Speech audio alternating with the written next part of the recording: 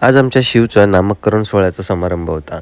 या सोहळ्याला जवळचे नातेवाईक तसेच सर्व मंडळी हजर होते आणि बाळाचा बारसा आपल्या पारंपरिक पद्धतीने पार पडला। बाळाला पाळण्यात ठेवण्यात आलं आणि पाळण्यात ठेवल्याच्या नंतरला बाळाशी जी काही पुढची आपली पारंपरिक पद्धत असते त्या पद्धतीनुसार बाळाचं बारसं करण्यात आलं आणि बाळाच्या मामाने त्याचं कानात नाव सांगितलं। अशी एक आपल्याकडची परंपरा आहे। सांगितलंस काय नाव? बाळाच्या आजी आजोबांनी म्हणजेच मनालीच्या आईबाबांनी बाळासाठी गिफ्ट दिलं। तसंच आलेल्या सर्व मंडळींनी सुद्धा ओट्या, गिफ्ट, थोड्या मोठ्यांनी आशीर्वाद आणि अशा प्रकारे आपला बाळाचा बारशाचा सोहळा पार पडला।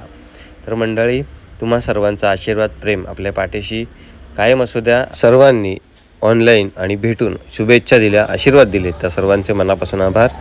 मंडळी, आयडीवर नवीन असेल तर फॉलो करा, शेअर करा, कमेंट करा। Bye bye.